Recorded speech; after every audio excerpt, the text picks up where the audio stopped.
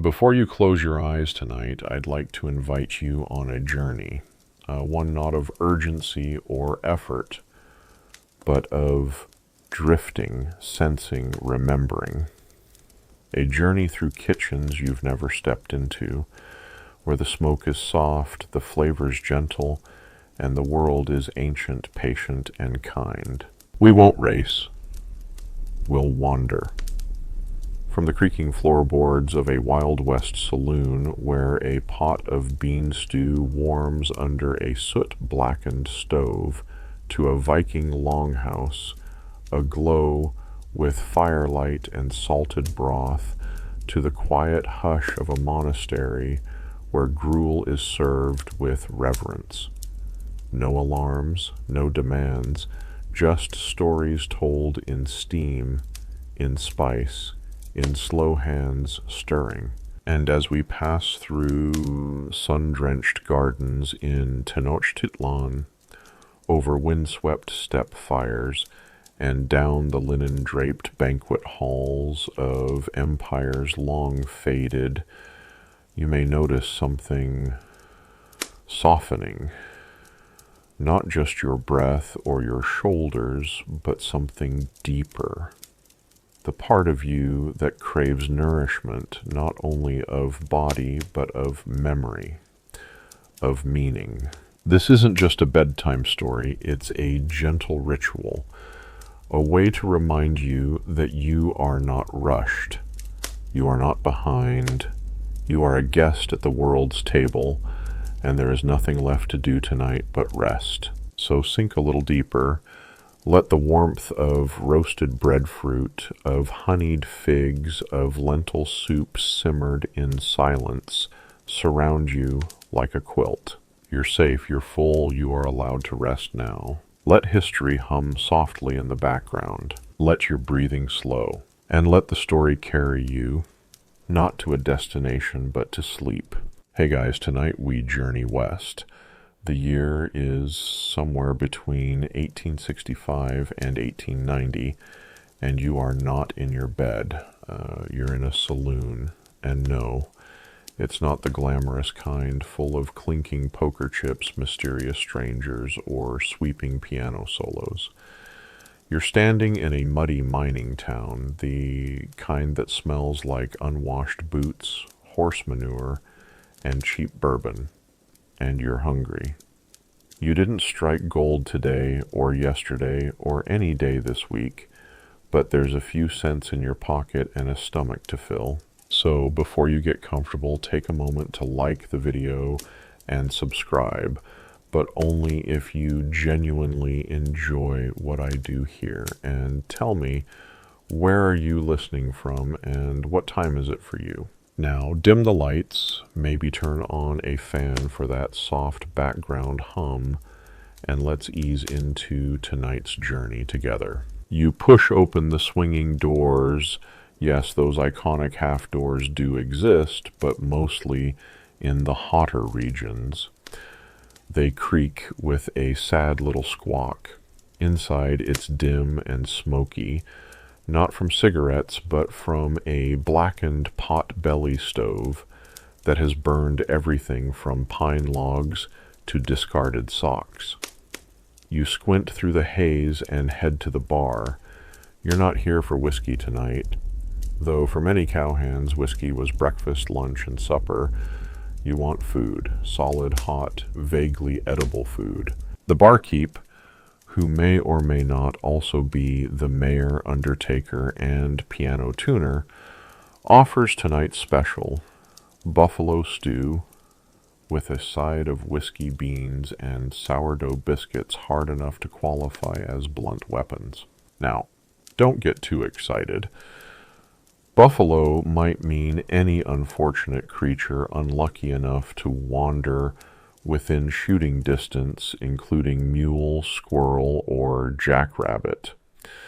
The beans, meanwhile, have been simmering since yesterday in a soot-crusted Dutch oven, spiked with whatever liquor didn't sell that week. Some nights it's actual whiskey, some nights it's turpentine pretending to be whiskey. Historians still argue whether saloon cuisine was ever genuinely cooked fresh or just endlessly recycled, like a stew of infinite sorrow, with the same mystery meat chunks circling back night after night. You pick up your tin plate, dented and blackened with use, and find a place at a long wooden table where someone's whittled profanity into the surface. You sit beside a gambler chewing a toothpick and a prospector loudly regretting a marriage he left back in Kansas. No one talks about the food, you just eat mechanically like everyone else. The stew is thick, brown, and tastes vaguely of onions and hoof. Let's talk about those sourdough biscuits. They were a staple of frontier cooking. Flour, water, salt, and a dollop of sourdough starter that may have been handed down through generations of increasingly brave bakers. The resulting bread was tangy, heavy, and often doubled as a paperweight or emergency doorstop. But when you've been chewing jerky for 6 days, even a stone-like biscuit can seem heavenly. In mining towns, meat was king, but not because it was fresh. Beef was often aged in the sun, meaning it was hung out until the flies lost interest and the mold formed a polite crust.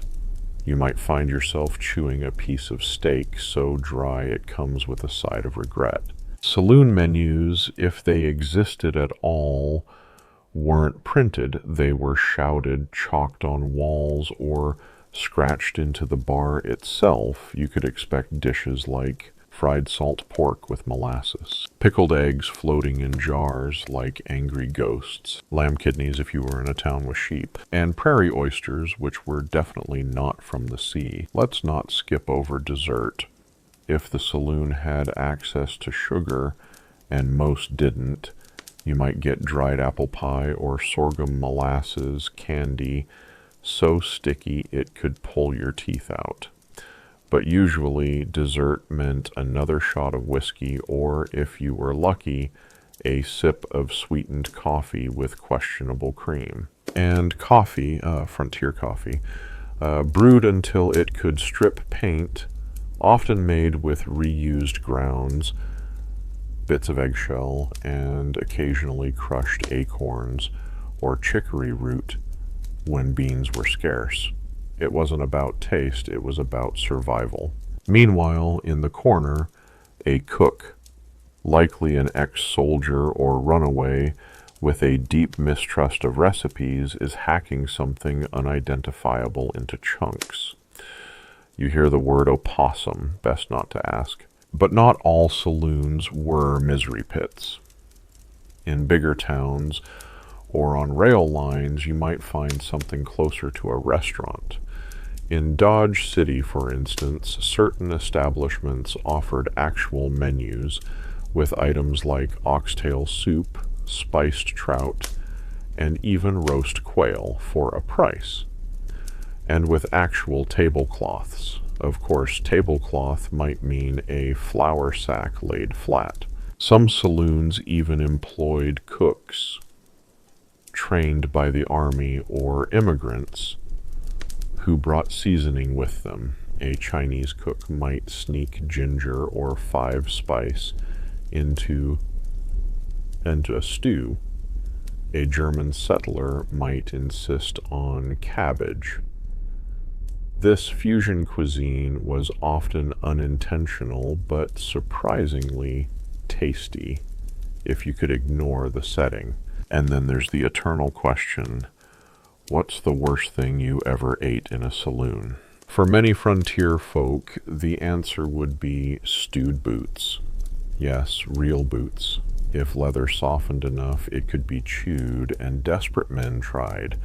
There are recorded cases of cowboys boiling their shoes with onions. It didn't work. There were other horrors. Green bacon, a kind of semi-cured pork belly, could crawl off your plate if not cooked thoroughly. Canned food was new, but often dangerous. Exploding cans of beans or tomatoes weren't uncommon due to poor seals, and yet people kept eating. One curious detail: some saloons offered raw oysters, shipped overland in barrels packed with ice and salt. A delicacy, yes, but by the time those oysters reached Arizona in July, they were less fresh seafood and more gastronomic Russian roulette. A famous traveler once described the taste of saloon food as mostly salt, with hints of iron and vengeance. Still, people came, because saloons weren't just about food, they were about presence. You came for the warmth, the stories, the laughter, and the whiskey-fueled lies. You came to remember you were alive, even if the beans had a suspicious crunch. And so, as the piano creaks out a slow waltz and a dog wanders through the door sniffing for crumbs, you sip the dregs of your coffee. You are full, but only just, the kind of full that's more emotional than physical.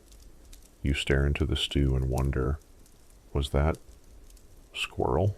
And historians still debate whether the American saloon helped define cuisine or just lowered the bar entirely. Either way, you made it through the meal. You might even come back tomorrow. You wipe your mouth on your sleeve, no napkins, of course, and blink as the scene fades into golden light and the warm hush of a desert breeze. You're not in the American West anymore. You're somewhere much older.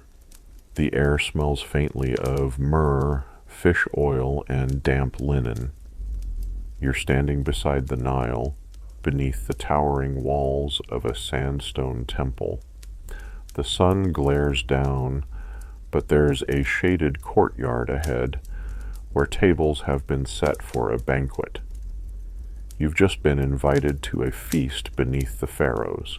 A slave boy brings you water in a clay vessel, and you sip carefully. It's been filtered through sand and stored in a cool cellar, probably near the catacombs. Nearby, incense burns in delicate spirals. Someone is plucking a lute. And a woman, her wig stiff with beeswax, is arranging something that looks suspiciously like a roast ibis on a silver tray. You've arrived at a New Kingdom banquet, maybe around 1300 BCE, where the wealthy elite of ancient Egypt gather to dine, gossip, and occasionally poison one another with undercooked fish. Now, food in ancient Egypt wasn't just nourishment, it was sacred.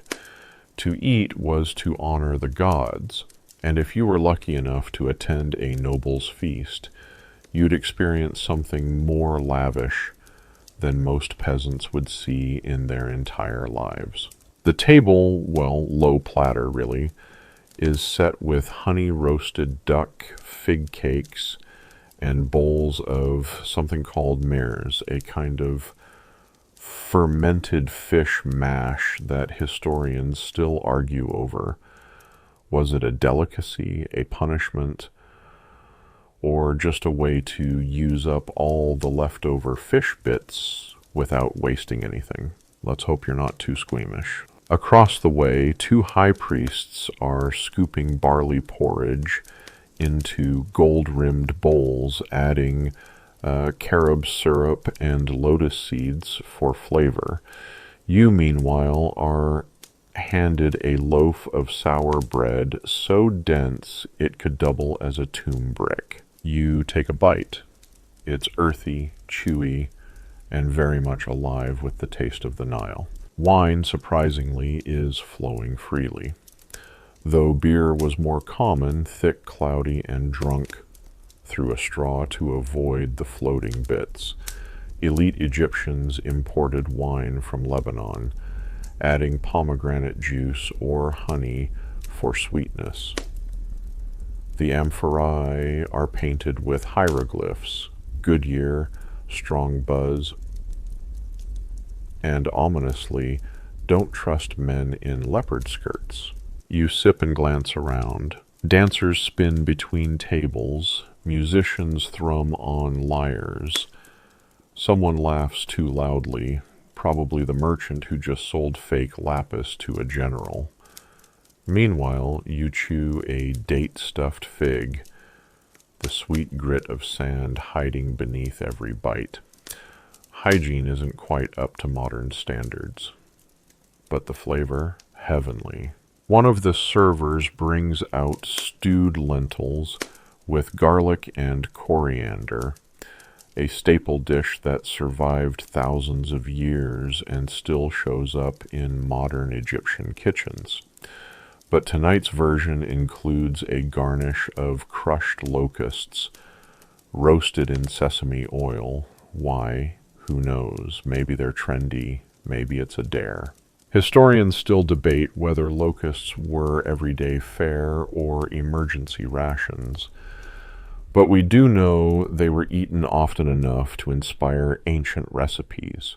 They were crunchy, protein-rich, and made a satisfying noise when chewed. You take a polite bite. It's smoky, charred, a little like pine nuts with legs. Let's talk about meat. Cattle were rare and sacred. Pigs were considered unclean, so most meat came from ducks, geese, goats, or the occasional fish pulled gasping from the Nile. A high-status feast might feature roasted gazelle, wild pigeon, or even ox tongue glazed with honey and cumin. But most Egyptians didn't eat meat daily. For common folk, it was all about bread, onions, and beer. Not necessarily together, but often on the same table. The onions were potent enough to make your eyes water just thinking about them. And yes, onions were so valued, they were sometimes placed in tombs. Because even in the afterlife, you'll want something to keep your breath impressive. Dessert arrives in the form of sesame seed candies, honeyed dates, and a peculiar jelly made of stewed lotus roots. It wobbles menacingly. You poke it with your dagger. It jiggles like a curse. There are no forks, no spoons, just fingers and a knife carved from bone. The elite eat slowly, reclining on low couches, while the servants refill wine goblets and discreetly swat away flies. A nobleman beside you offers you a bowl of preserved eel with leeks. You pretend to smile. It smells committed. One note, the ancient Egyptian banquet wasn't all about indulgence. Many dishes had religious significance.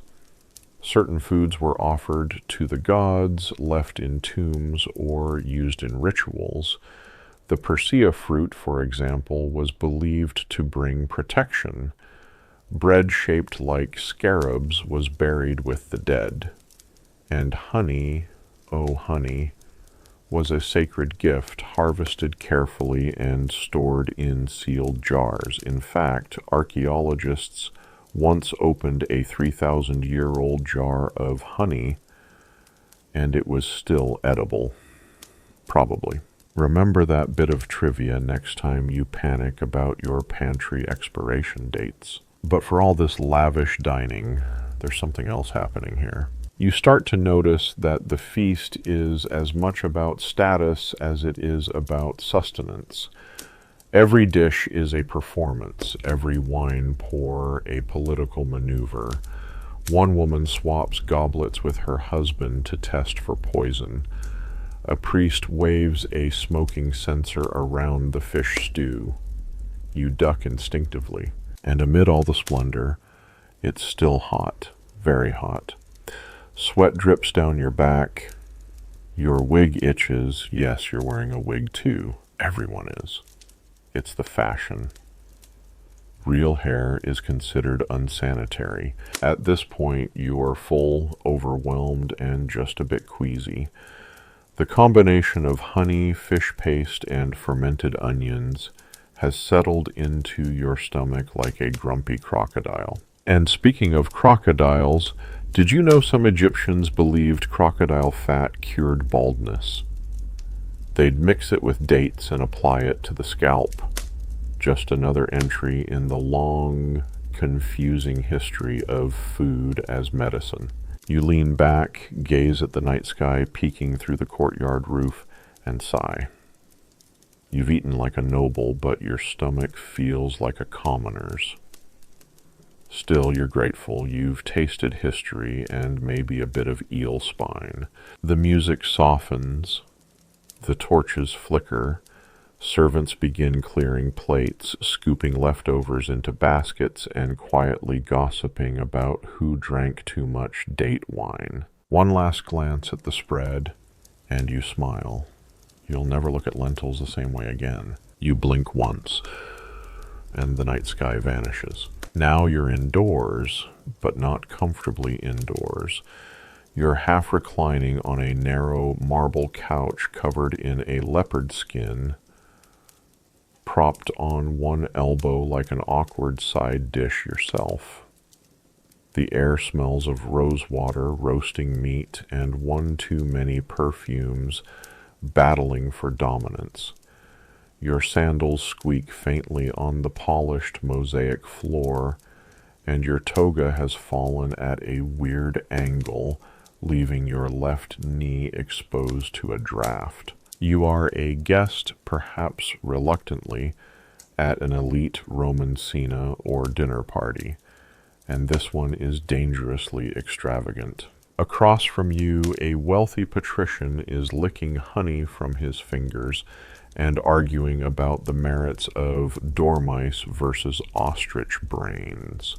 On your left, a minor senator is attempting to flirt while also burping quietly behind a fig leaf.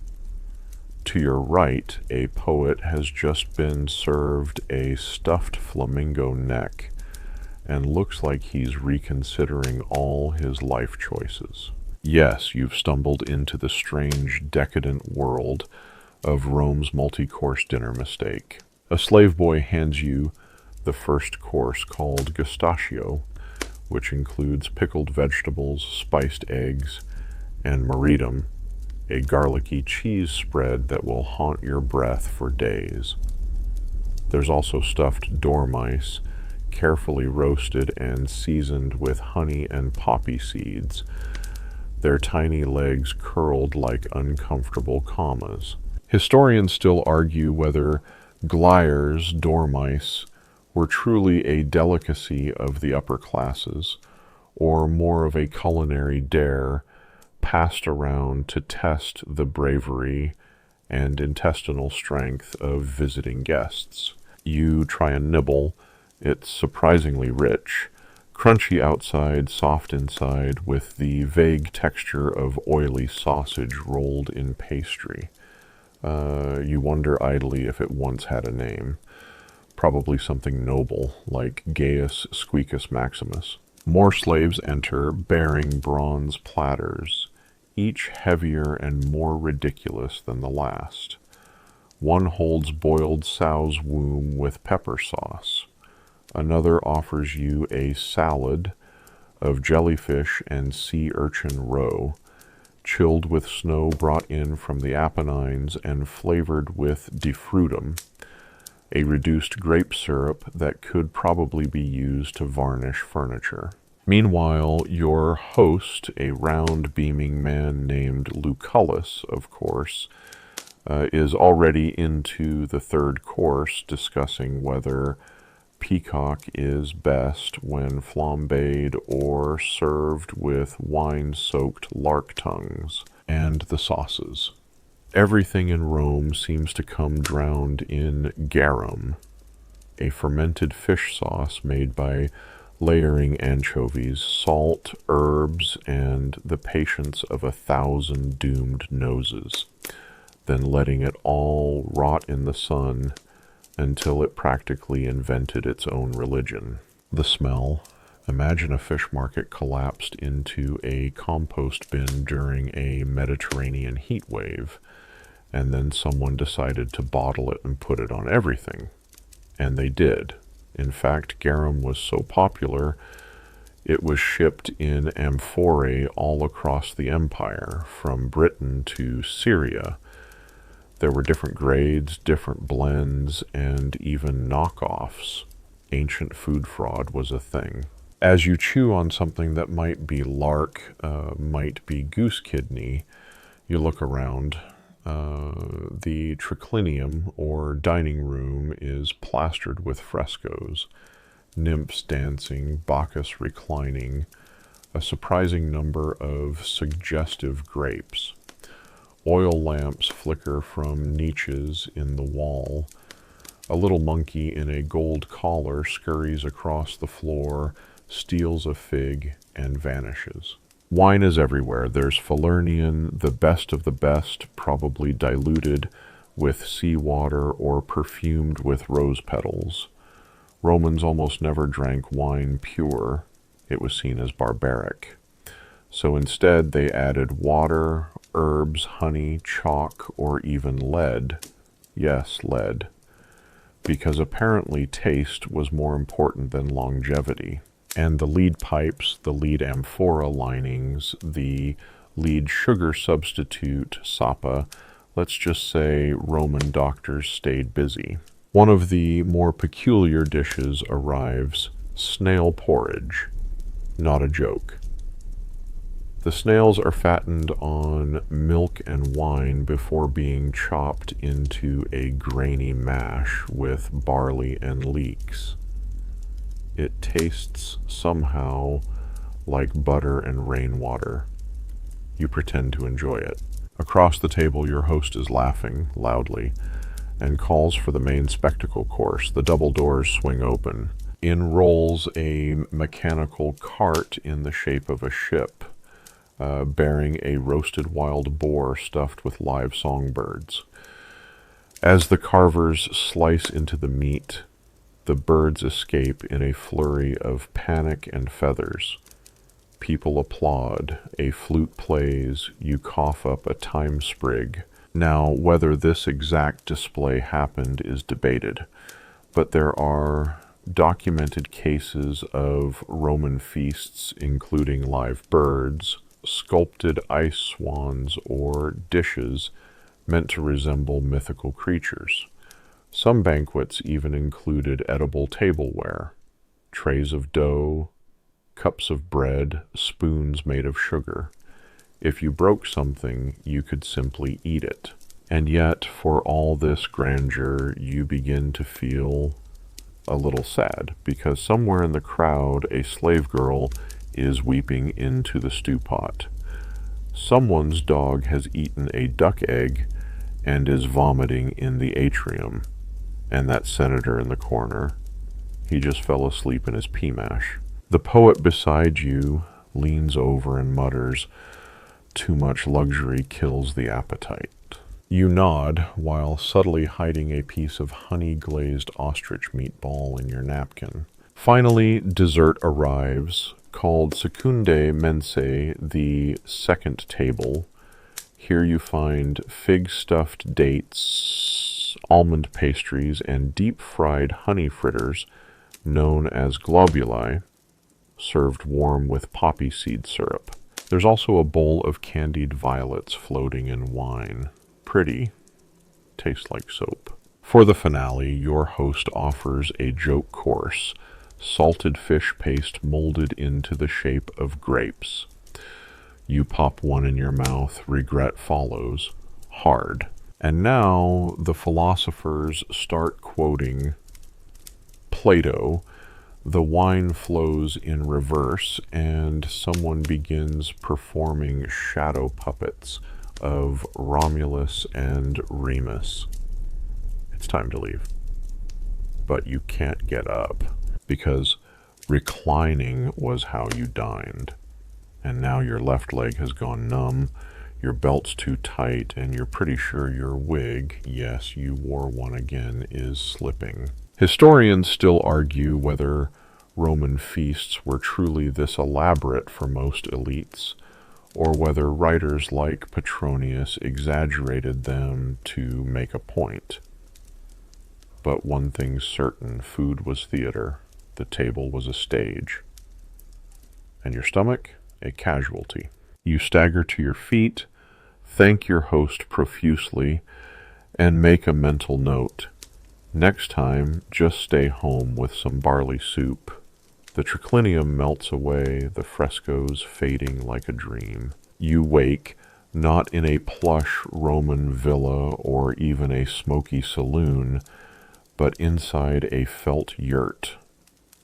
The air sharp with the clean cold of the Mongolian steppe. Outside wind whispers through grass that stretches for endless miles, broken only by distant horses and low hills. You can hear them, horses, not cars, hundreds, maybe thousands. You push aside a flap and step into a world where fire and frost rule everything, and campfire cuisine has been honed over centuries of conquest, survival, and very, very resourceful cooking.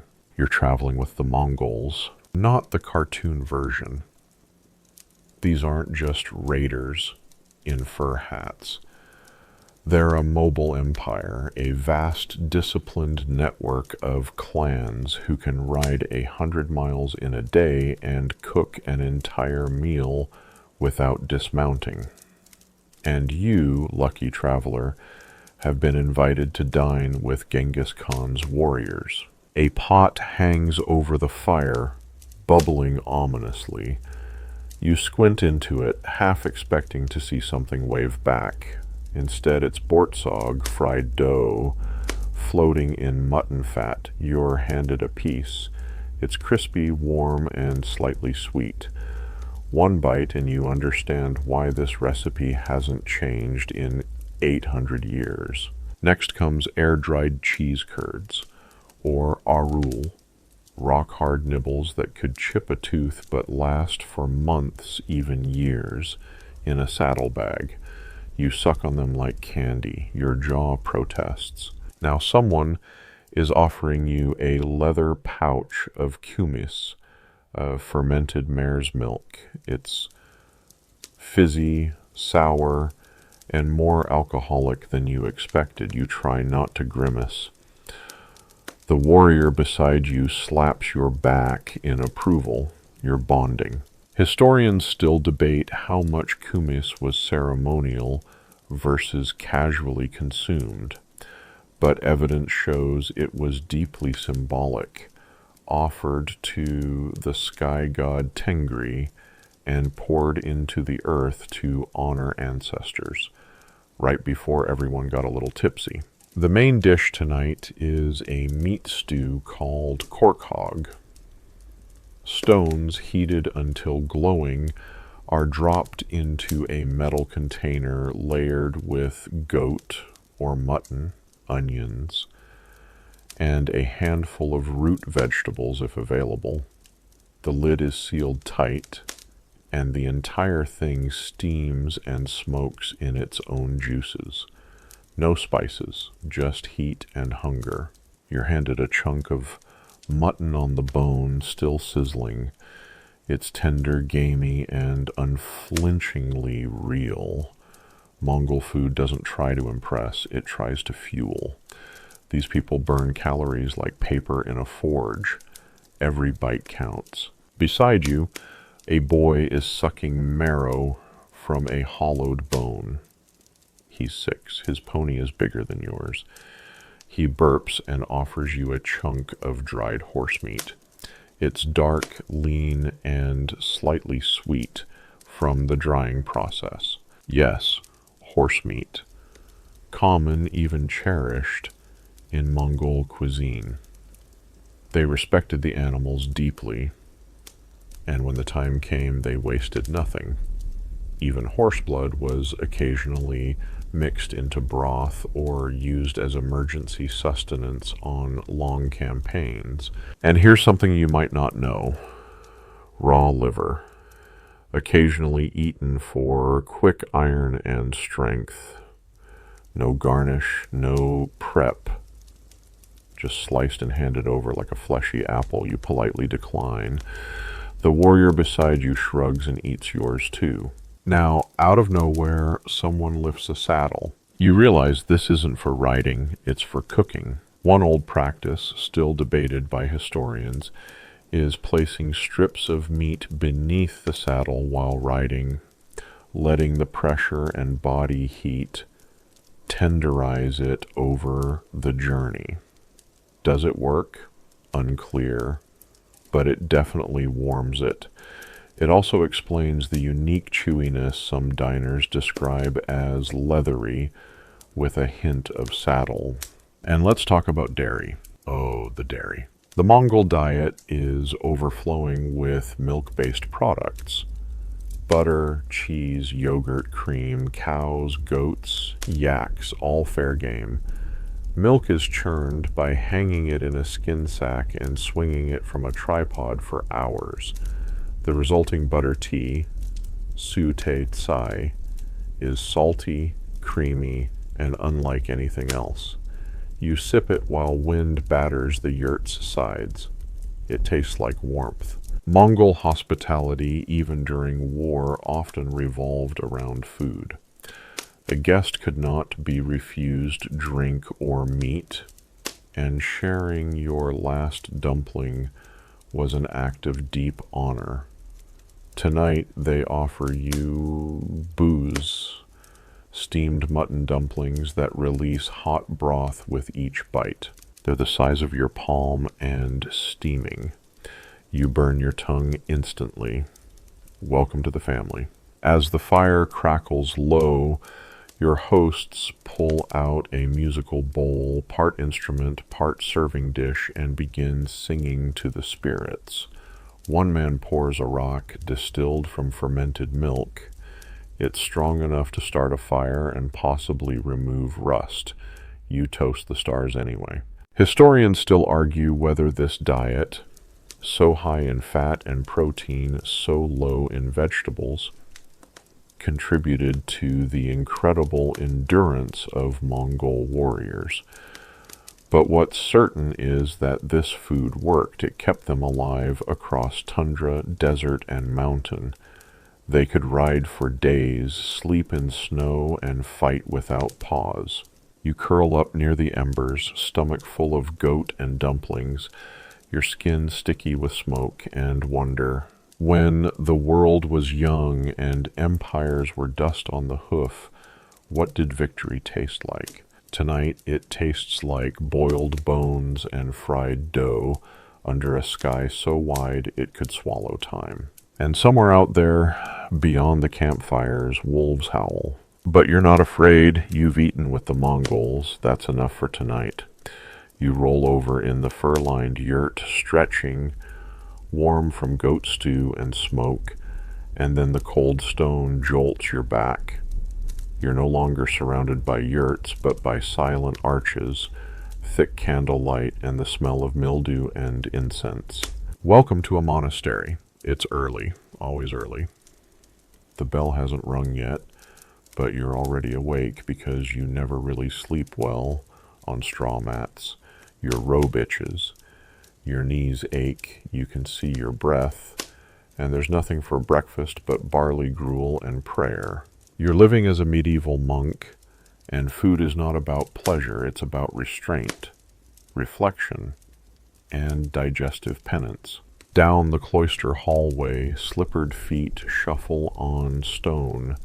A monk coughs softly. Someone has already lit the fire under the cauldron of gruel, and the smell is as familiar as the Psalms, warm, faintly smoky, a little sour.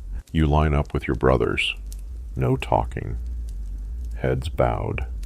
Dishes plain. You're handed a wooden bowl and a chunk of yesterday's bread so dense you briefly wonder if it could double as roofing material. And there it is, your breakfast, barley porridge flavored with nothing. The monastery, depending on time and region, might supplement with a few dried beans or turnips or onions boiled beyond recognition. If you're lucky, and you must be very lucky, you'll get a scrap of cheese the size of your thumb. Now here's the catch. It's not just the food that's plain. It's the entire philosophy of eating. Meals were acts of humility. Rich flavors were considered distractions. Eating in silence with eyes lowered was a kind of spiritual discipline. Historians still debate whether monks really found joy in these meals or simply accepted them as the slow, predictable march toward sainthood and scurvy. You spoon gruel slowly into your mouth. It's warm, filling, not unpleasant if you don't think about it too hard. The bread, though possibly a medieval weapon, requires effort. Your jaw clicks ominously. Now, once a week, you might be allowed something exotic, lentils, maybe leeks. Or if a feast day is near, an egg, boiled to death, of course. But most of the time, gruel, bread, repeat. Oh, and ale. Yes, even monks drank ale. In fact, they brewed some of the best, low in alcohol, rich in calories, and often safer than water. So here you are, sipping warm ale at 6:00 a.m., with a handful of barley mush and wondering if your spleen has any hope left. And then Lent. Lent. 40 days of fasting, penitence, and creative food lies. No meat, no cheese, no eggs, no dairy. But here's where it gets fun. Because medieval monks were nothing if not resourceful, if they couldn't eat meat, they just redefined what meat meant. Enter the beaver tail loophole.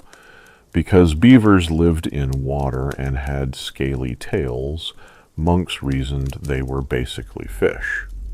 So, roast beaver tail, perfectly acceptable Friday fare. The same went for barnacle geese, which were believed to grow from driftwood. Fish, obviously. Historians still debate whether these were acts of genuine belief or just wholly legal gymnastics. And monks got even more clever. Mock meats began to appear.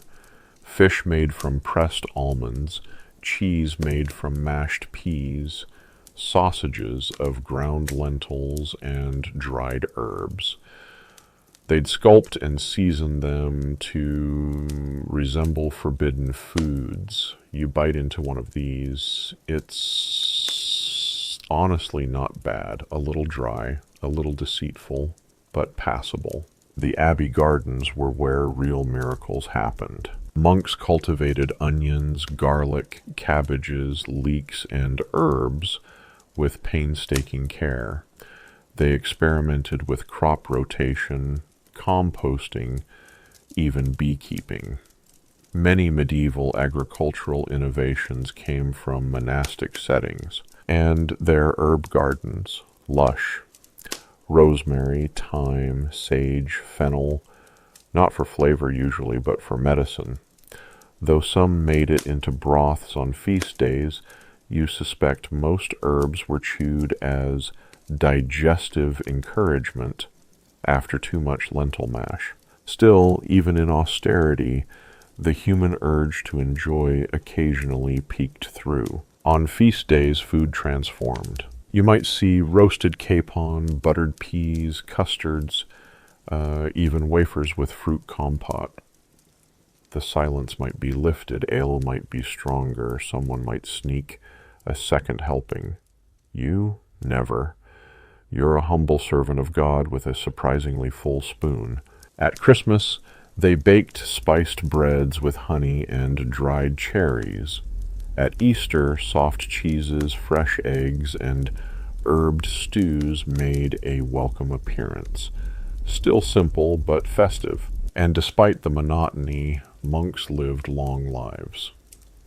Their diet, though repetitive, was unprocessed, plant-based, and portion-controlled. One modern nutritionist called it accidentally ideal if your goal is cholesterol-free asceticism with a side of vitamin deficiency. A few more quirky tidbits. Some monasteries required monks to eat in height order, so the tallest or oldest got served first. Dining halls were sometimes decorated with verses reminding you not to chew too loudly. Monks ate with 2 fingers only, a rule designed to discourage greed and keep sleeves clean. And in some orders, conversation was forbidden, so a designated monk would read aloud from scripture or lives of the saints while everyone else chewed in silence. Imagine listening to St. Augustine's regrets while trying to down boiled kale. The day winds down. You've eaten lunch, identical to breakfast, prayed 6 times, copied 3 pages of Latin text, and hoed weeds in the garden for an hour. Dinner is lighter, maybe just vegetable broth and more bread. Your body is tired but clean.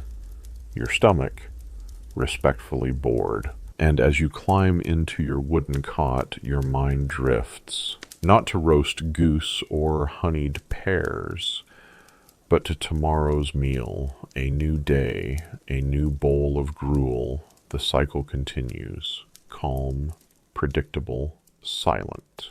You'll rise before the sun, you'll eat without complaint, you'll serve with humility, and maybe, just maybe, someone will sneak you a sprig of rosemary. The candlelight fades. The stone floors dissolve. You sway gently now, not in a chapel, but atop a slowly moving caravan. Around you stretch the rippling sands and endless plains of Central Asia, dotted with distant walled cities and low, smoky cook fires. You are traveling along the Silk Road, and tonight you're stopping at a caravanserai, a bustling rest stop where traders, horses, spices, and stories all collide. You dismount your camel, soar in ways you didn't know possible, and immediately your senses are overwhelmed. Smoke, saffron, lamb fat, sweat, dried fruit, cumin, yak butter, horse leather, sandalwood, fried dough, incense.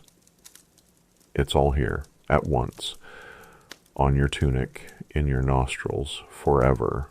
You're led inside a dim, arched courtyard where mats are unrolled and food is passed around with practiced hospitality. You've walked for days, traded in Tashkent, slept on wool sacks, and now, finally, it's time to eat. And you're in for a treat. Tonight's dinner is a blend of Persian, Turkic, Indian, and Chinese traditions. A perfect encapsulation of what makes Silk Road cuisine so fascinating. You're handed a bowl of plov, a rice pilaf flecked with lamb, carrots, garlic, and dried apricots. Sweet, salty, tender.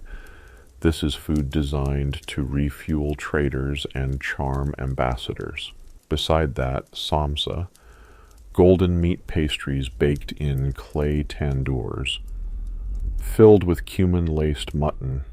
One bite and you forget your blisters. And the bread, known across the region as naan or naan. It's round, hot, slightly smoky from the tandoor oven.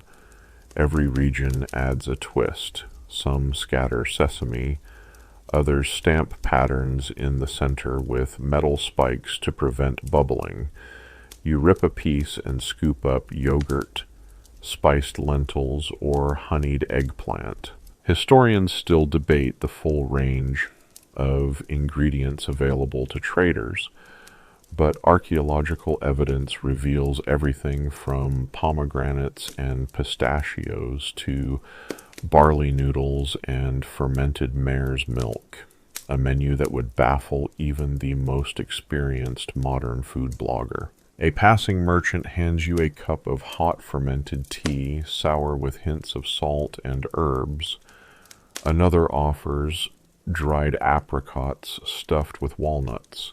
A boy walks by chewing something red and sticky, quince paste, boiled until it jiggles like gem-colored leather.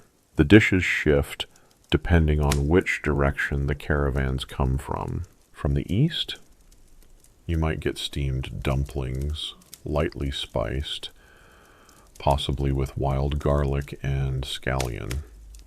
From the south, maybe spiced chickpea stew, redolent with turmeric and coriander. From the north, expect hearty meats, boiled or dried, meant to last across cold steppe nights. And all of it, miraculously, is shared. This was a hallmark of Silk Road culture. Reciprocal hospitality. Meals weren't just sustenance, they were currency. To eat together meant trust, a pause in competition, even the sealing of a trade deal. You chew on dried persimmon, leathery but sweet, and glance around. Traders in sheepskin coats and embroidered hats squat around the fire. One man speaks Arabic, another Uyghur. A woman offers you figs wrapped in flatbread, and a laughing boy tries to sell you a silver pin shaped like a horse. A scholar in the corner reads from a parchment while nibbling on pistachio halva made from ground nuts, honey, and just enough mystery to make you suspicious. And then there's the truly strange. Someone offers you fermented camel milk, said to be good for digestion and terrible for everything else. You sip. It's thick, tart, your stomach size. Then there's the mystery dumpling. Dark dough, strange scent, vaguely fishy. You take a bite. It's chewy, herbal, slightly alarming, possibly eel, possibly not. Historians still argue whether some dumpling fillings were regional, symbolic, or just whatever didn't crawl away fast enough. And let's not forget the preserved foods. You see bundles of dried yogurt, kurut, stacked like white marbles. Blocks of salted yak cheese that resemble fossilized coral. Sacks of sun-dried apples and pears, shriveled but powerfully sweet. These foods traveled better than people. In fact, food preservation on the Silk Road was as vital as silk itself. Without it, nothing moved, nothing survived. So everything was smoked, salted, dried, or pickled within an inch of its life. Even the sweets were travelers. You're handed a sticky square of sesame honey bar, brittle as glass, but sweet enough to start a new religion. Another hand passes a spiced plum ball covered in crushed almonds. Someone somewhere, you're told, makes candied rose petals. You look up, stars wheel overhead, 1,000 languages buzz around you.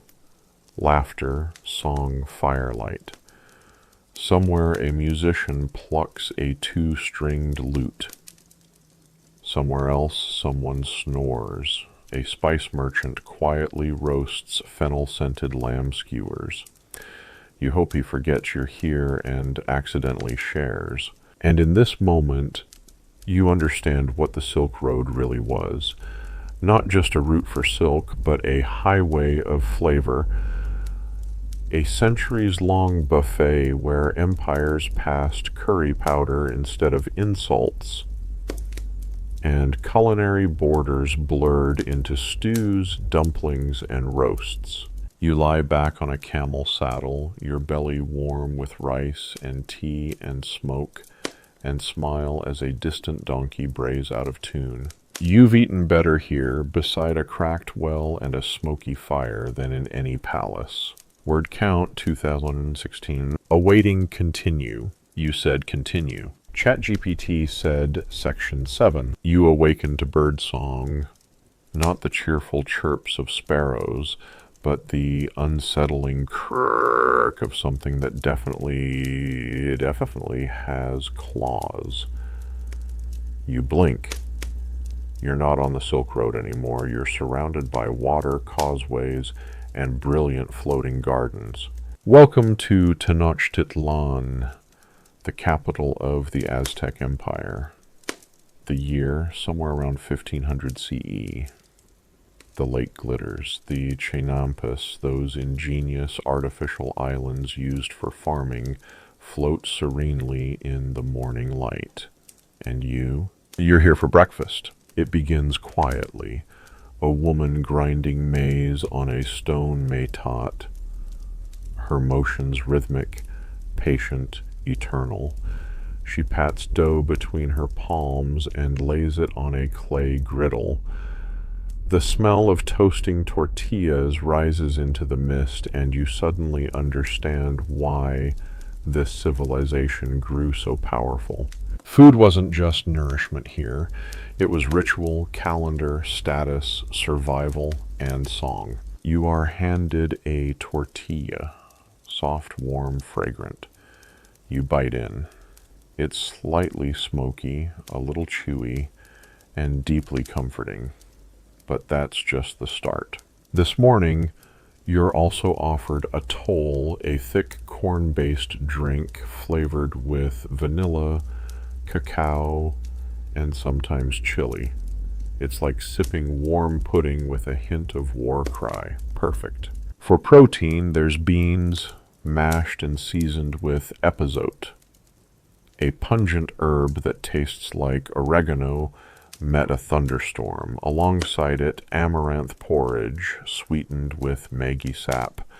Yes, the Aztecs ate amaranth long before it became trendy at overpriced organic cafes. Then come the insects. Yes, insects. Crunchy, spiced, roasted, sacred. You're offered a bowl of chapulines, grasshoppers toasted on clay and sprinkled with lime and chili.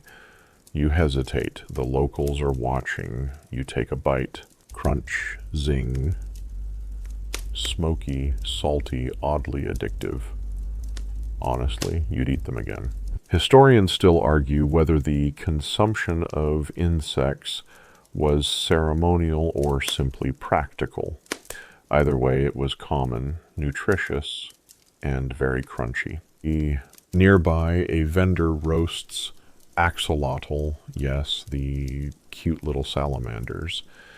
In the Aztec diet, they were fair game. Rich in protein and flavor, they were often grilled with herbs or simmered in tomatillo sauce. You respectfully decline. Instead, you try tamales, steamed corn dough stuffed with mushrooms, pumpkin, or wild turkey. The wrappers, corn husks, or sometimes banana leaves, folded with geometric precision. They're portable, satisfying, and offered to gods and laborers alike. Then there's tlacoyo, a thick oval tortilla stuffed with beans and topped with nopales, cactus strips, cheese, and green salsa. It's chewy, spicy, tangy, and you're suddenly sweating. That salsa has no chill. A priest passes by, holding a tray of cacao pods. You recognize them, bumpy, golden brown, sacred. The beans inside are roasted, ground, and whipped into a foamy drink with water and chili. This is xocolotl, the bitter, spicy chocolate of warriors and nobility. And no, it's not sweet. This is chocolate with purpose. You sip. It bites back. The Aztecs didn't eat casually. Food was deeply symbolic. Maize wasn't just corn, it was life. Humans, they believed, were shaped from maize dough. Their calendar had feast days tied to food, one for flowers, one for salt, even one for tortillas. The gods were hungry, and feeding them meant feeding the empire. And yet, the Aztec diet was mostly vegetarian, not by philosophy, but by geography. Meat was reserved for the wealthy or ceremonial events. But when meat did appear, it included turkeys, ducks, dogs, and, yes, the occasional ritually sacrificed other protein. We'll leave that to the scholars to debate in hushed tones. For the average person, though, meals revolved around maize in 1001 forms, beans, squash, chilies, tomatoes, avocados, cactus, and sometimes tiny lake shrimp or mosquito larvae harvested from the water's surface with fine nets. You try the ahuatl, crispy cakes made of insect eggs and cornmeal. They're oddly fluffy. Think fishy hush puppies with a crunch. And the flowers. Oh, the edible flowers. Aztec cooks used squash blossoms, yucca flowers, and roses not just for flavor, but for ceremony. You're handed a blossom-stuffed tortilla that tastes like sunrise and distant volcanoes. Let's not forget poppers made with chiles, some so spicy they were used for smoke signals. A nobleman once joked that if his enemies survived the battlefield, they wouldn't survive the salsa. For dessert, fresh fruit, mamey, guava, prickly pear, and sweet tamales steamed with honey and cinnamon.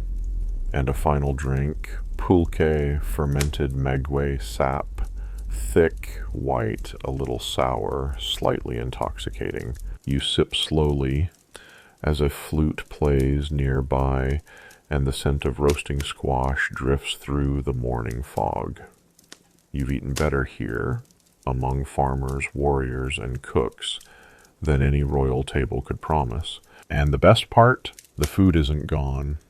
Many of these dishes survived conquest, colonization, and centuries of change. Today's tacos, moles, and horchata all echo these ancient flavors. You lean back against a sun-warmed stone wall, eyes fluttering shut, your hands dusted with cornmeal, your heart full of chili and song. Tomorrow may bring conquest, trade, or drought. But tonight you've eaten like a citizen of Tenochtitlan, and the gods are full. The warmth of maize and chocolate fades, replaced by a biting wind and the creak of wood beneath your boots. You are not in the tropics anymore. You are surrounded by snow-slicked fjords, pine trees, and the endless gray sky of the north. Welcome to a Viking longhouse, a timber-framed, turf-roofed sanctuary where warriors, weavers, and wayfarers gather to eat, drink, and survive the long winter. You duck under the low doorway and immediately smell smoke, wet fur, and something stewing in an iron pot. It's dim inside, only a few narrow slits for windows, and most of the light comes from the fire pit in the center, where chunks of meat float among root vegetables. Your stomach growls. Someone hands you a wooden bowl cracked with age and a wooden spoon too short for comfort. You brace yourself for Viking hospitality. The main dish tonight? Stew, no surprise. Specifically, lamb stew with barley, leeks, and what might be cloudberries thrown in for a tangy kick. Vikings weren't known for complex seasoning, but they knew what grew around them and used it all. The stew is hot, earthy, and slightly sour from the fermented stock. You gulp it down gratefully. On the side, there's flatbread made from whatever flour was available, rye, oats, or barley. It's tough, a little smoky from the hearth, and meant to soak up whatever was in your bowl, not to be enjoyed for its own sake. And here comes a surprise, fermented fish, not the friendly Swedish kind. This is surströmming's angry ancestor, salted herring, buried in the earth for weeks, then unearthed, rinsed, and served with raw onions and sour cream. You try it, you regret it, you smile anyway, because it's tradition. Historians still debate whether the Viking diet was as grim as stereotypes suggest. Sure, winters were hard and meals could be repetitive, but the Norse were also farmers, fishermen, and foragers who knew how to use everything nature gave them, like seabird eggs collected from cliffs with terrifying climbs, or reindeer milk, tart and creamy, poured into carved wooden cups and served with dried fish strips like chewy jerky. You're offered smoked whale blubber next. You chew slowly, thoughtfully, because everyone else is watching, and the man beside you has an axe the size of a canoe paddle. But not all meals were survival food. During feasts, Vikings brought out the good stuff. Roast boar, dripping fat over open flames, pickled cabbage buried in clay pots until sour and sharp, beer brewed with wild herbs, including yarrow, juniper, or sometimes mugwort, giving it a dizzying bitterness, and of course mead. Honey wine passed around in horn cups, strong enough to loosen tongues and start duels. Tonight, someone is brewing a fish soup with apples and turnips, which sounds wrong until you taste it. Light, sweet, briny. The flavors bounce off each other like waves on a fjord. For dessert, dried apples, berries mashed into cakes, or if someone made a recent raid, imported spices hoarded like treasure. A pinch of cinnamon, a scrap of ginger, even a few grains of salt could elevate a dish and impress a chieftain. Salt wasn't just seasoning, it was currency.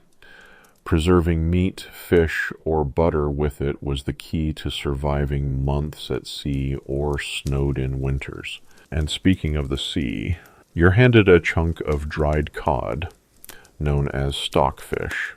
It's rock hard. You gnaw politely, realizing this could double as a roof shingle. Still, it stores for months and travels well. The woman beside you grins and offers a hot milk broth with seaweed. It's strange, salty, comforting. The fire pops, the longhouse hums, and the low drone of storytelling begins. A skald recites tales of Odin, of giants, of treacherous fjords and impossible battles, all while sucking marrow from a boiled ox bone. Everyone listens, bowls in hand, occasionally grunting approval. And suddenly you understand this isn't just dinner, it's ritual, connection, a way to pass time, memory, and calories through cold centuries. Vikings didn't write cookbooks, but they passed down dishes, techniques, and habits that still echo through Scandinavian cuisine, from smoked salmon and rye crisp bread to the communal joy of a fire-lit table. Outside, the wind howls across the ice. Inside, the fire crackles, the stew simmers, and someone's laughing over a joke involving Thor, a goat, and a leaky roof. You sip your mead, nibble your fish, and lean back against the timber wall. For a people so feared in history, the Vikings knew how to create warmth, comfort, and kinship. One hearty, salty, smoky meal at a time. The scent of smoke and mead fades into something softer. Jasmine, sandalwood, the faint sweetness of dried citrus peel. You blink, and the longhouse is gone. You're now under a painted silk canopy, the air thick with incense, and servants in embroidered robes glide past carrying porcelain dishes. You've arrived at a Qing Dynasty banquet sometime in the 18th century, and you've been seated beside a high-ranking official who has politely but firmly informed you that you will try everything. Across the lacquered table are bowls of bird's nest soup, braised duck, and something shimmering that looks suspiciously gelatinous. You smile, you nod, you steel yourself. Because this is imperial cuisine, and everything served here is layered in symbolism, ceremony, and a subtle reminder of your place in the world. Let's begin with the delicate stuff. Your chopsticks hover over a glassy white jelly, gently wobbling in its bowl. The host proudly announces, 1,000-year egg. Not literally 1,000 years, just a few months of fermentation in clay, ash, and lime. The yolk is greenish, the white is translucent brown. It smells like memory loss. You try a bite. It's creamy, savory, slightly ammoniac. Not as terrifying as it looks, but not something you'd sneak from the icebox at midnight. The dish is followed by jellyfish salad, sliced into ribbons and tossed with vinegar, sesame oil, and garlic. It crunches, oddly satisfying. The texture is like, well, jellyfish. There's no metaphor for it. Next comes shark fin soup, a dish whose presence on the table is more about status than taste. Modern ethics rightly reject it, but back in Qing courts it was a delicacy, carefully prepared, expensive, and believed to hold medicinal properties. You sip. It tastes of rich broth and prestige. Historians still debate whether these banquets were meant to feed or impress, probably both. But each dish is layered in meaning. Fish, symbol of abundance. Lotus root, purity. Bamboo shoots, humility. Even the way dishes are arranged, always even numbers for harmony, reflects cosmological balance. The next platter arrives under a silver dome. With great ceremony, it is revealed.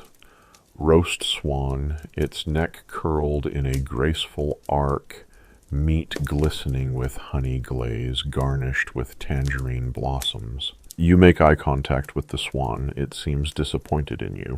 The host nods. You eat. And then the dumplings. Oh, the dumplings. Steamed, pan-fried, filled with pork, mushrooms, shrimp, or cabbage.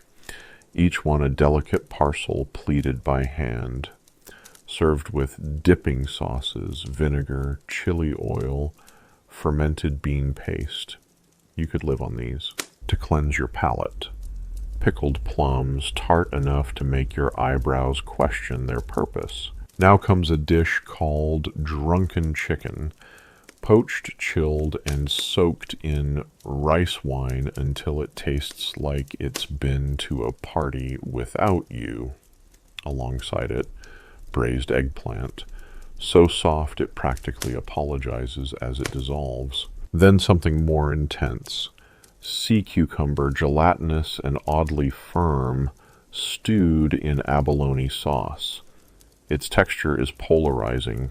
Either you're fascinated or you're pretending it's not happening, and you're not done. You are gently offered a bowl of turtle soup, thick and aromatic, served in a carved shell. You consider the ethics. You consider the texture. You take a diplomatic sip. Let's pause for the rice course. Yes, rice appears at the end, not the beginning. In Chinese banquets, rice and noodles are fillers. To serve them first would insult your guest. Instead, they come last, signaling the meal's gentle wind down.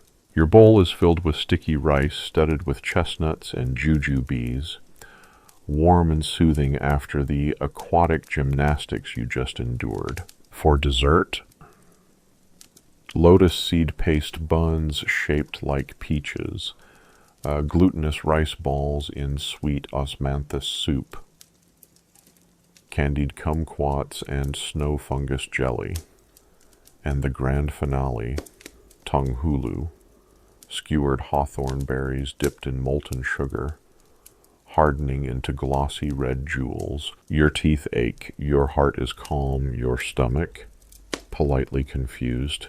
Tea arrives, oolong, floral, and roasty, poured with ceremony into impossibly thin porcelain cups. The pot is refilled again and again as the host and guests move from food to poetry to gossip to politics to philosophy. And you, in your borrowed silk robe, nod along, sipping tea, occasionally reaching for another dumpling because, let's be honest, those were the best part. Qing banquets weren't just meals. They were messages about hierarchy, wealth, refinement, and dynasty. To be seated at one was to enter a performance where food was language, and you've become fluent in edible metaphor. As the candles flicker and the guests lean back with full bellies and half-lidded eyes, you realize you've just tasted an empire. You rise, you bow, you whisper thanks, and you promise quietly to remember the 1,000-year egg fondly, or at least respectfully. Your silk sleeves melt into smoke. Now your clothes are rough spun, your hands cracked from labor, and your breath hangs in the humid night air. You are deep in the American South on a plantation in the early 1800s. Standing beside a smoky outdoor hearth, the smell is ash, cornmeal, salt pork, and something else, something more precious. Survival. You are in the kitchen yard where enslaved cooks, most of them women, are preparing meals not just for the household but for each other. And these meals aren't written in cookbooks. They're born from memory, scraps, and resistance. Tonight's menu: a cast iron pot of ash cakes, cooked right in the coals, cornmeal patties shaped by hand, patted flat, covered in embers, and flipped with burnt fingertips. They're rough, chewy, and warm. You chew slowly, quietly, wondering how something so simple can feel like comfort. Alongside it, fried possum, crisp-skinned, slow-cooked in its own fat, with wild onions and garlic mustard greens. The meat is gamey, oily, rich. It tastes like desperation and ingenuity, because this is food made from what was left behind. Enslaved people weren't given cuts of meat. They were given offal, intestines, feet, snouts, necks, livers. And yet they turned them into legacy, into culture, into recipes still eaten today. You try pig's feet stew simmered with black-eyed peas and molasses. It sticks to your ribs, it sticks to your soul. A woman beside you hums a work song as she stirs a pot of okra and tomatoes. The vegetables grown in the narrow plot of land she's been allowed behind her cabin. Okra, brought over from Africa, is thickening the stew with its slick, slippery texture. It's earthy, tangy, alive. You take a spoonful. It warms you from the inside out. Then comes the rice, but not just any rice. Carolina gold grown in the lowlands, tended by enslaved hands who carried generations of rice farming knowledge from West Africa. It's fluffy, fragrant, kissed with lard and bay leaves. This rice built empires and fed families who were denied even basic humanity. You hear a baby cry. A lullaby answers. The food keeps cooking. Let's talk about greens. Collard, mustard, turnip, whatever was available, boiled slowly with salt pork or a smoked ham hock until the leaves collapse into buttery submission. You sip the pot liquor. The broth at the bottom of the pot, savored for its richness and considered a treasure. Then there's the bread. When there was flour, hoe cakes, thin pancakes of cornmeal fried on the flat edge of a hoe over open flame. When there was none, crackling bread using scraps of pork skin. When there was absolutely nothing, a roasted sweet potato split open, steaming in the palm of your hand. Historians still argue whether the scraps diet of enslaved people was imposed or adapted. The answer is both, but the brilliance lay in what they did with it. You're handed a cup of sorghum tea, brewed dark and sweet. It's strong, meant to cut through fatigue. A spoonful of it is poured over corn pudding, which someone made with eggs swiped from the coop and milk begged from a lenient overseer. Then there's the spice, not from jars, but from instinct. Pepper grass, wild onion, dried cello pods, clove if someone smuggled it in. One woman crushes pecans into a paste and folds them into fried cakes. For dessert, if you're lucky, molasses pie, sticky and dark. Or maybe a sorghum molasses biscuit so dense it could stop time. You lick your fingers and realize you've just tasted resilience. This was cooking without measurement. Recipes passed down by demonstration, by feel, by need, a handful here, a pinch there, a whispered lesson while someone else kept lookout. And not just for the kitchen. Food was protest. Food was memory. Food was resistance. They braided rice seeds into their hair before boarding slave ships. They smuggled spices. They preserved African cooking under American cruelty.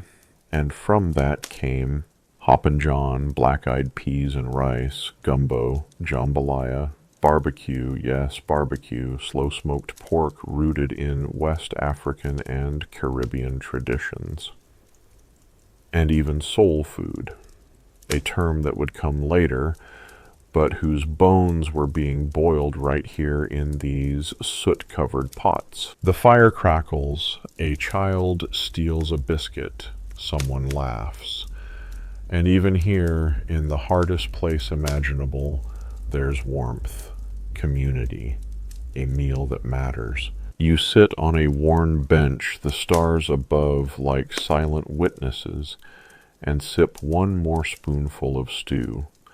The pot is scraped clean. The embers glow. Tomorrow the labor begins again. But tonight, for a brief hour, there's food, real food, made from scraps, seasoned with memory, served with dignity. You close your eyes. You can still taste the molasses. The warm molasses fades from your tongue. A breeze catches your skin. You are barefoot now, barefoot and blessed, standing beneath swaying palms where the breeze smells of salt, smoke, and sweet fermenting fruit. Welcome to the Pacific Islands, somewhere around the 17th century. You're on a stretch of volcanic soil fringed with coral reefs, and a fire pit has just been uncovered. A crowd gathers, expectant, quiet, reverent. It's time for a Polynesian pit roast. A man with a flower garland around his neck steps forward, brushing sand and leaves from a pile of hot rocks.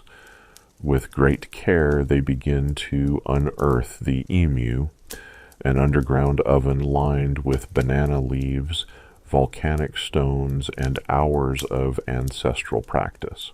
From the pit rises steam, and then scent, unmistakable, savory, earthy.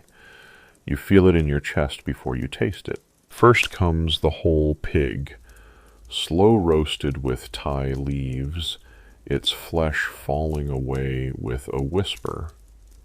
They slice off a portion, skin crispy, meat smoky, juices soaked into the leaves, and place it on your woven plate. You take a bite. It melts. Alongside it, taro steamed until creamy, breadfruit roasted until it cracks, yams glazed with coconut milk, and sweet purple sweet potatoes, caramelized at the edges, soft at the core. You've never been so full in so little time. But it's not just what they eat, it's how. This isn't a meal, it's a ceremony, a celebration. The umu is for weddings, funerals, births, and even diplomacy. Everyone eats, everyone shares. Elders first, then children, then guests, and always, always with hands. And it's not quiet. Children squeal, men sing, women pound poi, fermented taro paste, into a thick purple mass using carved wooden pestles. You're offered a scoop. It's tangy, starchy, almost glue-like. You're told it's an acquired taste. You believe them. Next comes coconut cream, ladled over raw fish in a dish called ikamata. The fish, freshly caught and diced, is cooked in the acid of limes and softened in cream, cool, rich, and floral. It glides across your tongue like tide water. To drink, kava, made from the ground root of the pepper plant and mixed with water. Kava looks like murky dishwater and tastes slightly worse. But after a few bowls, passed clockwise, always accepted with a clap, you feel your limbs relax, your mind calm, your tongue tingly. Historians still argue whether kava was purely ceremonial or simply a daily companion, but its psychotropic effects were well known. Chiefs, warriors, and poets drank it before speeches, before battles, and before bed. Next, you're handed fermented breadfruit paste, wrapped in Thai leaves and cooked underground for days. It's sour, dense, and slightly alarming, but rich in nutrients and lasting energy. Then come the reef snacks: sea urchin, raw clams, grilled octopus, all harvested at low tide by women who know exactly where to reach. You chew on a sliver of smoked eel. It's oily, salty, satisfying. Let's talk about preservation. With no refrigerators, Polynesians preserved food with salt, smoke, and fermentation. Fish was dried on racks, taro buried in pits, bananas pounded and sun-dried. Even breadfruit could be mashed, sealed, and stored in giant stone jars for months. Storage was survival. And food was also storytelling. The design of the feast mirrored their navigation systems, circular, balanced, ever adapting. You hear tales of sea voyages, of stars, of ancestral islands left behind. Each dish recalls a place, a memory, a god. The elders recall how different islands flavor differently. Samoa with its palusami, taro leaves with coconut and onions. Tonga with its lupulu, beef in taro leaves and coconut cream. Hawaii with its kalua pork and lomi salmon. The Marquesas with their abundance of banana stews and fermented starches. And let's not forget dessert. You're offered hupia, coconut pudding, firm and creamy, then banana cooked in palm sugar syrup, soft and fragrant. A final plate of pandan leaf jelly, shimmering green, floral, and just strange enough to feel magical. A breeze rustles the pandan trees. The fire pit glows low. The children fall asleep in laps. Someone strums a ukulele. A grandfather sings. You lie back on woven mats, head full of starch and spirit, and watch the stars bloom overhead, bright, precise, eternal. The same stars that guided canoes across 1,000 miles of water now watch you digest a feast that predates maps. You close your eyes to the scent of roasted pork, salt air, and ferment. The waves murmur, the ancestors nod. You drift across the waves of sleep and awaken to powdered wigs, silver forks, and the unmistakable scent of roasted pigeon.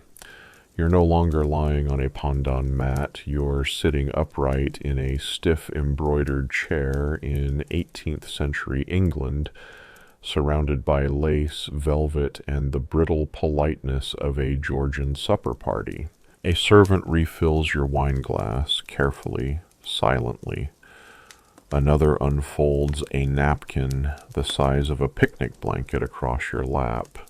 You're not in the palace, but you're close. Perhaps the home of a well-bred merchant or a lower-ranking noble.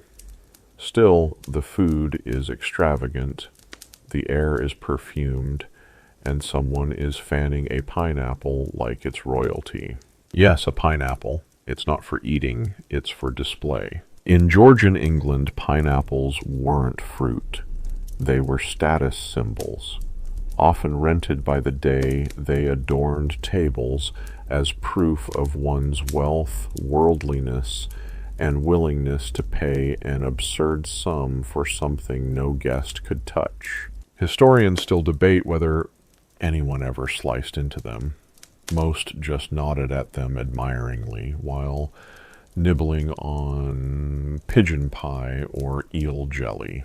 Let's talk appetizers. You're offered a force meatball, delicately spiced with mace and nutmeg, shaped by hand and stuffed with egg yolk. Next comes white soup, a misleadingly beige broth of veal, almonds, and cream. It's served lukewarm and politely praised by everyone despite tasting like watery oatmeal with a hint of anxiety.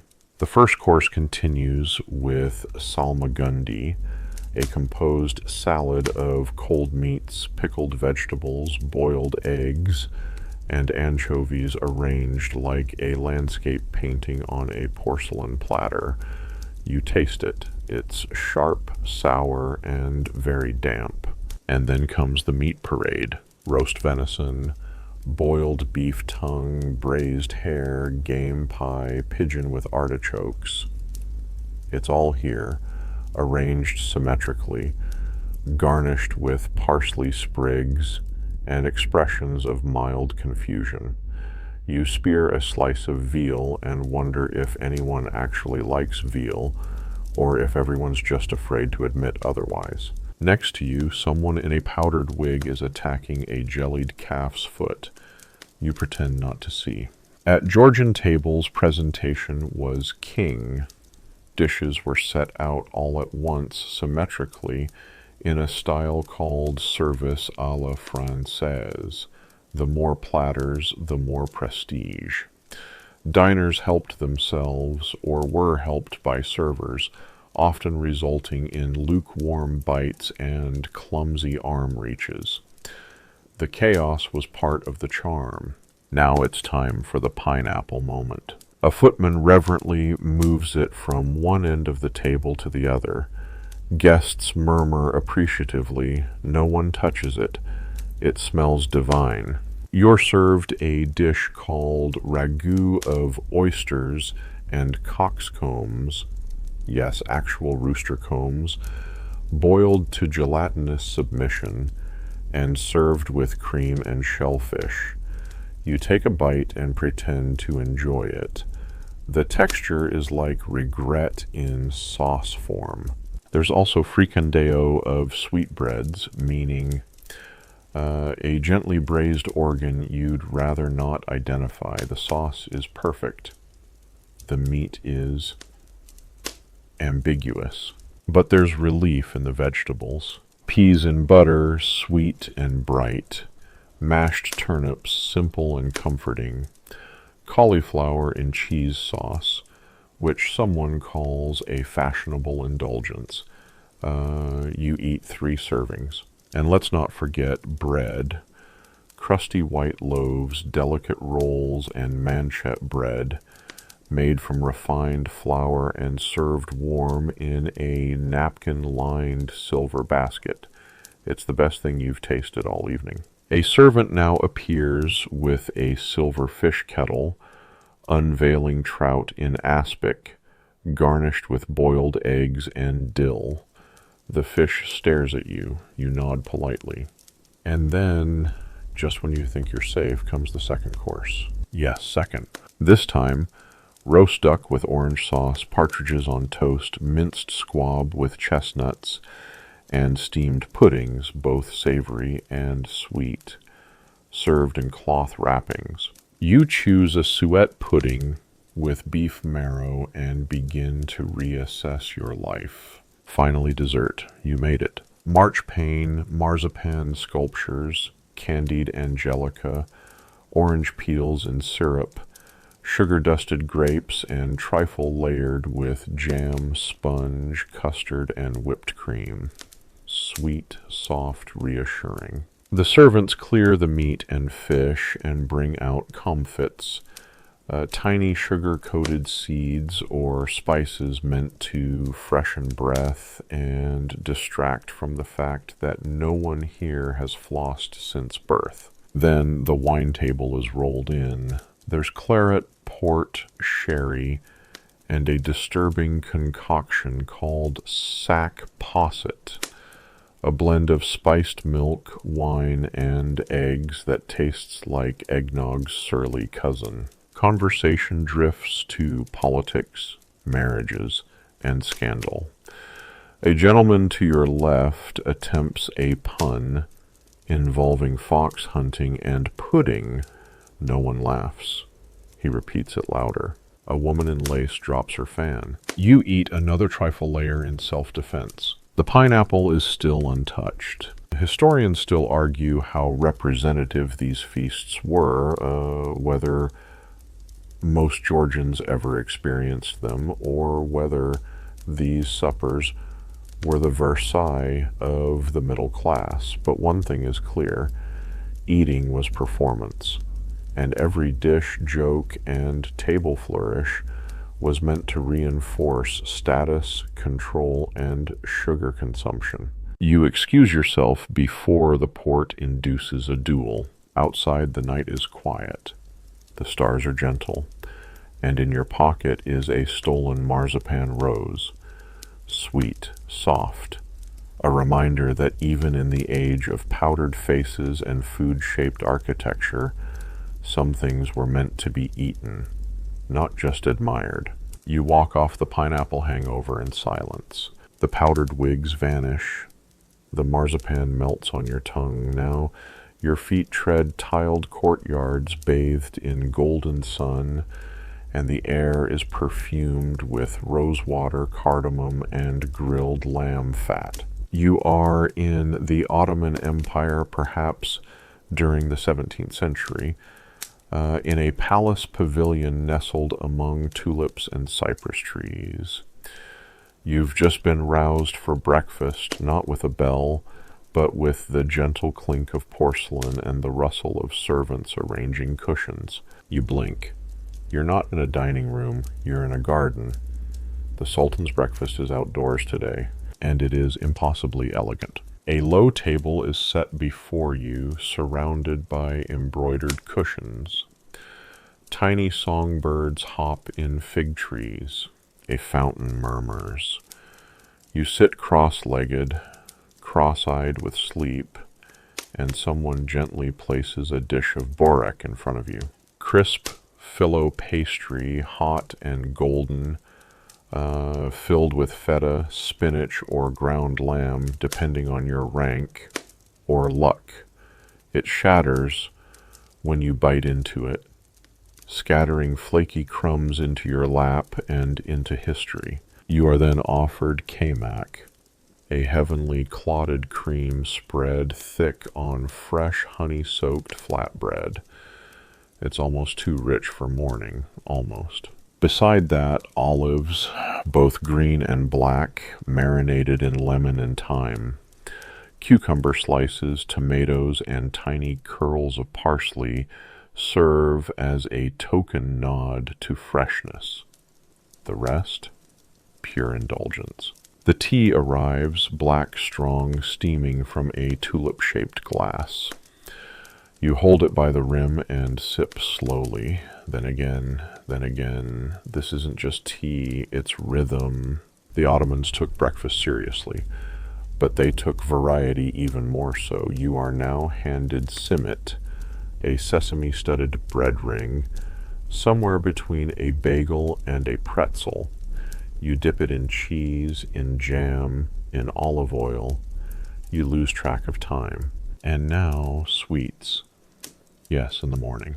Lokum, Turkish delight, dusty with powdered sugar, filled with pistachios, rose petals, or citrus peel. You take one, then another. They melt slowly, like soft sunlight in your mouth. This is not a rushed affair. In fact, few Ottoman meals were, especially not in the palace. They were ritualized displays of wealth, power, and balance. To be invited was an honor. To eat poorly, unthinkable. Later in the day, if you survive the breakfast, you might be invited to a full banquet, a zikr of food, if you will. Let's walk there together. You pass kitchens the size of temples. Thousands of cooks work under guild-like structures. The palace kitchens of Topkapi once employed over 1,000 people, chefs for pastries, rice, meats, even sherbet.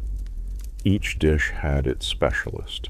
Tonight's meal begins with lentil soup, velvety and deep gold, topped with sumac and lemon. Then stuffed vine leaves, dolma, neatly rolled, filled with rice, pine nuts, and currants.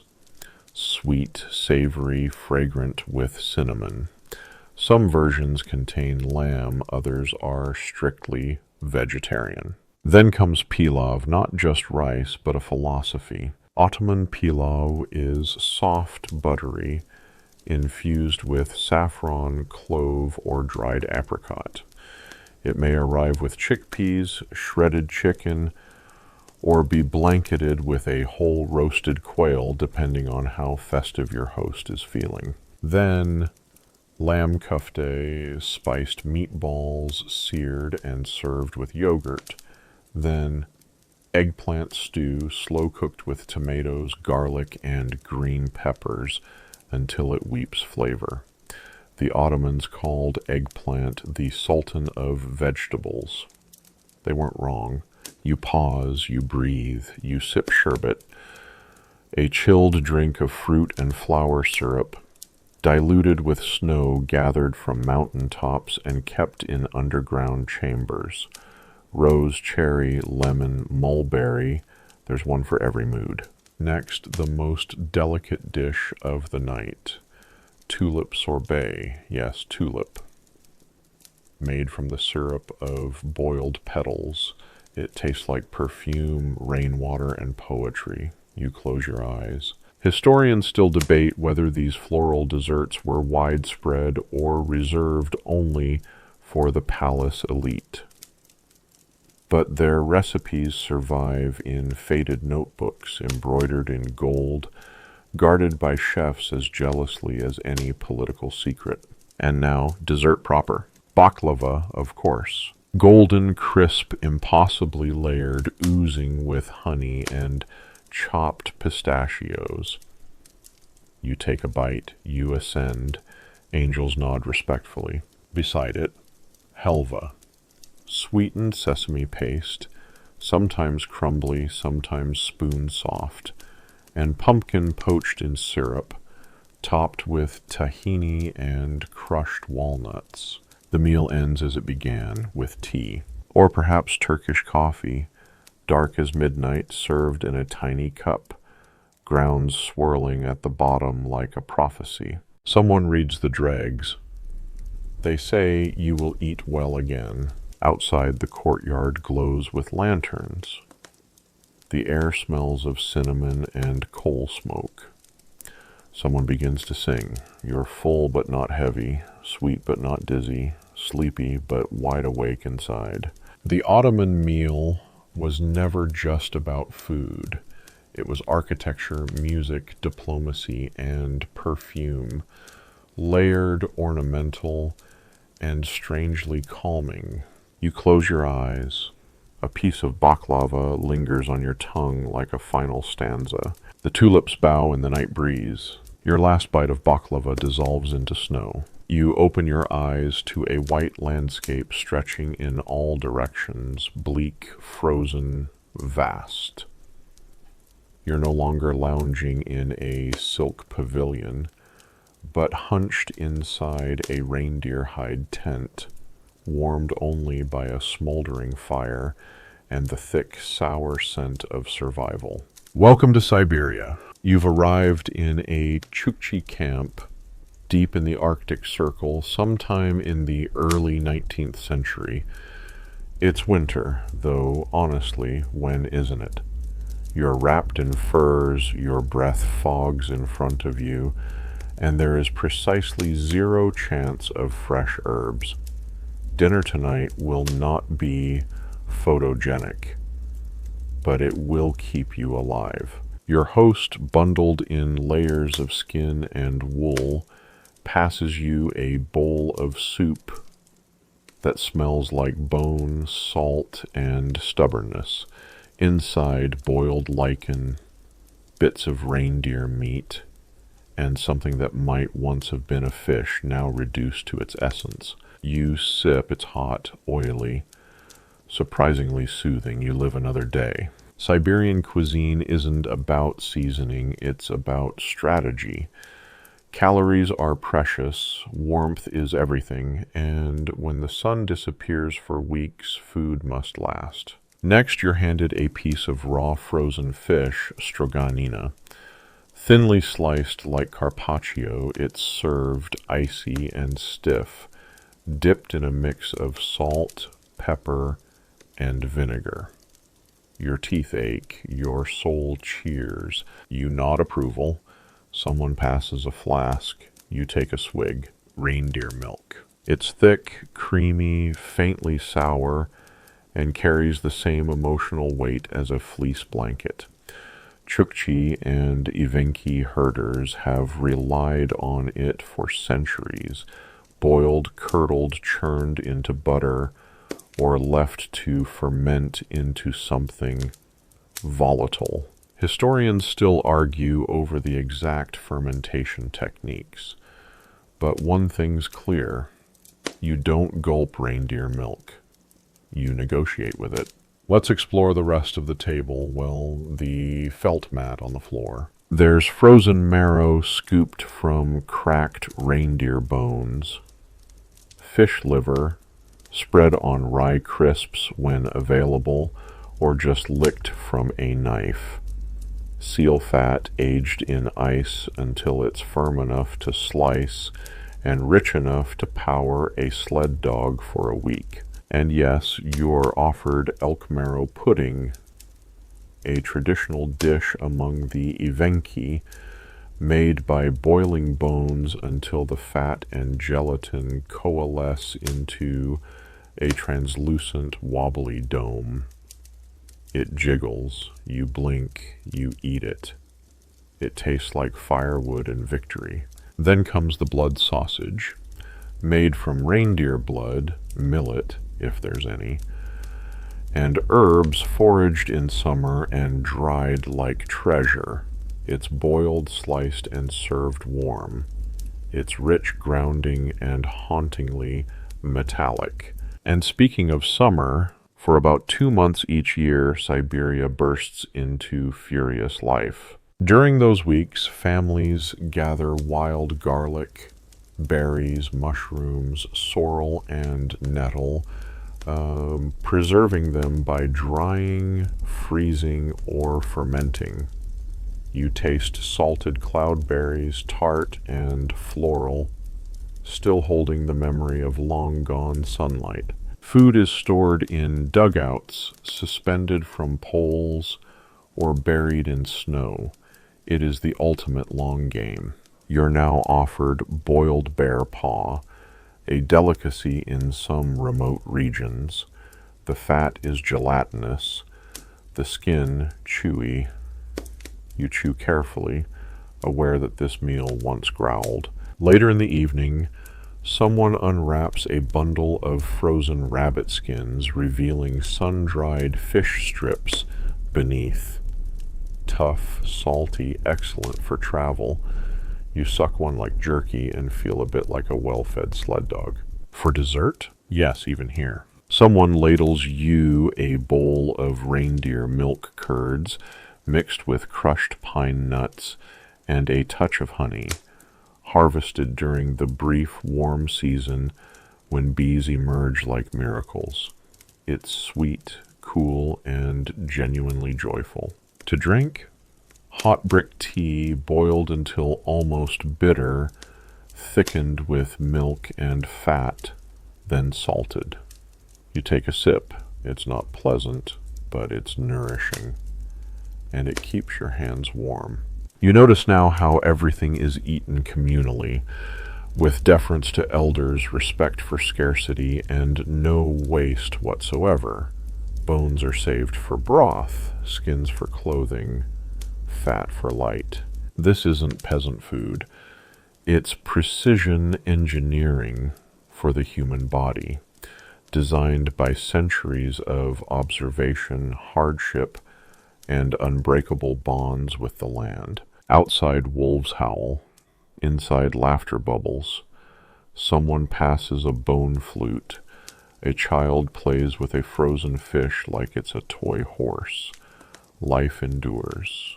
You lean back against the hide wall of the tent, sipping tea that tastes like wood smoke and endurance, and think, not every meal needs a garnish. Some meals are the reason you see spring again. The snow recedes, the smoke fades. Now you're standing beneath a grand chandelier, polished oak beneath your shoes, surrounded by velvet wallpaper, floral china, and the gentle clink of silver cutlery. It is April 14th, 1912, and you're about to sit down to dinner on the RMS Titanic. The dining room is warm, gilded, orderly. You barely notice the distant hum of the engines, or the cold Atlantic just beyond the portholes. Tonight, the only thing you're sinking into is a 10-course Edwardian feast. Let's begin with first class. A white-gloved waiter hands you a menu nearly the size of a newspaper. Printed in gold, you read the courses, eyes widening.